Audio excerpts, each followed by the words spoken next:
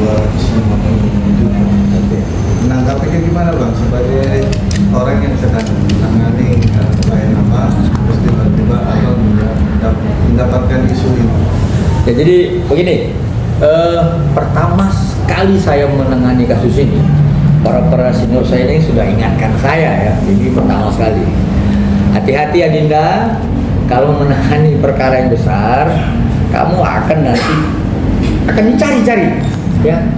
Bukan artinya bukan dicari kesalahan yang benar, tapi dicari-cari kesalahan, ya. Itu peringatan para senior saya ini sudah disampaikan kepada saya sejak saya menangani kasus ini. Artinya apa yang mau saya sampaikan? Kalau kemudian ada yang tiba-tiba membuat laporan tentang dia dirugikan sekitar 20 juta ya, saya pikir itu tidak benar ya. Itu yang melaporkan itu kalau tidak salah saya itu namanya Jaya Pasaribu ya, Jaya Pasaribu ya, saya ulangi ya, Jaya Pasaribu. Dia melaporkan itu sebenarnya bukan saya ya, bukan saya, tetapi tim kita yang di kampung di Tanah Karo ya. Dan kalau misalkan terhadap dana yang disampaikan itu kan jasa kuasa hukum ya. Jadi setiap kuasa hukum itu bekerja dengan adanya jasa access fee seperti itu. Dan kemudian kalau dikatakan kami itu tidak bekerja, itu salah. Dan beliau sudah melaporkan kami ya, tim kami di Polres Tanah Karo. Nah, nanti kita akan buktikan. Nah, tetapi pada prinsipnya adalah pertama di dalam surat kuasa itu namanya tidak ada. Yang kedua, bahwa tim kita sudah bekerja ya, sudah bekerja, tetapi karena klien kita sebelumnya itu tidak dapat membuktikan ya apa yang dia sampaikan, ada seperti saksi dan surat, sehingga ini laporan dia dihentikan, dia SP3 kan di Polres Tanah Karo ya, bukan kita tidak bekerja. Dan kemudian kembali kepada apa yang disampaikan oleh senior kami sebelumnya kepada kami, ingat ya, nanti kamu akan dicari-cari kesalahan ya, kan begitu kan. Nah ini jelas ini. Nah, kalau memang saya bersalah silakan buktikan ya. Tapi yang pasti saya sampaikan di dalam panggilan ini agar apa ya, supaya ini terkesan bahwa saya ini pengacara kurang komit, kurang apa dan sebagainya, seperti itu.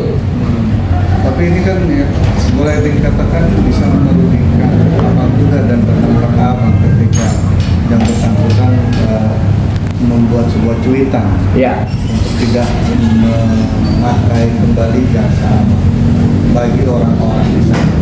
Ya. Gimana? Jadi yang pertama kan kita sudah laporkan juga ya, yang membuat postingan-postingan itu sekitar ya kalau nggak salah 2 minggu lalu. Kita juga sudah laporkan orang yang menuduhkan sesuatu kepada kami ya, tim saya Putra Kabar sudah melaporkan itu karena dia yang dituduhkan melakukan hal seperti itu. Dan nanti kita lihatlah pembuktiannya, apakah memang laporan dia juga itu bisa dibuktikan ya. Tapi kalau kami pasti bisa membuktikan bahwa apa yang dituduhkan kepada kami tidak benar. Tapi kami ingatkan juga ya kepada semua para influencer ya, netizen, kalau juga mau merepost ya namanya istilahnya. Ya hati-hati juga, kami akan keberatan terhadap itu, karena yang pasti terhadap yang dituduhkan kepada kami, khususnya saya, itu tidak benar ya. Yang dilaporkan itu bukan saya, dan yang jelas dalam kuasa yang disampaikan dalam postingan itu saya tidak terima. Bang, kan memang gini, abang bisa membuktikan. Tapi kita tahu satu kali nih kita bikin cuitan, satu Indonesia bisa heboh. Ya. Itu kan otomatis kan buat abang sendiri dirugikan pasti kan? Pasti dirugikan nggak bang? Dan seperti apa pembuktiannya?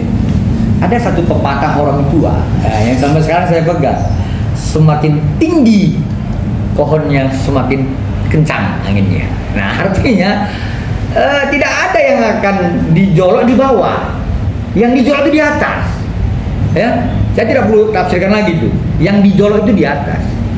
Nah kalau sekarang saya dijolok ya tafsirkan sendiri, karena posisi saya di mana sekarang. Nah, seperti itu ya.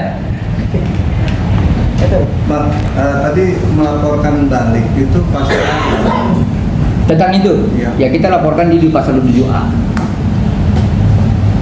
27A ya, undang-undang ITE. Undang-undang ITE. Ya. Mungkin ancamannya itu ancamannya 2 tahun. Ya, kita laporkan di Polres Tanah Karo. Itu yang laporkan tim saya juga. Gitu. Akankah ada bukti tambahan nanti dari postingan ke postingan itu? Oh, sudah pasti ya, kita akan memberikan bukti tambahan, salah satunya SP3 dari Polres Tanah Karo. ya bahwa kita sudah menangani, ya tim kita sudah menangani itu dan sudah dihentikan. Kemudian surat kita kepada dari tim kita kepada orang yang sekarang melakukan keberatan itu. Bang, sebagai kuasa hukumnya Reza Ghani sendiri kan mengetahui bahwa Nikita Mirzani sakit, Bang. Apakah Bang mengucapkan doa, Bang? Apa biar cepat sembuh gitu, Bang? Pada NM, Bang. Secara manusiawi ya, kita itu wajib dong ya. Ini begini. Saya ya, dengan senior saya tidak ada masalah dengan tersangka ini, nggak ada ya. Jadi artinya kami ini kan hanya mewakili klien kami.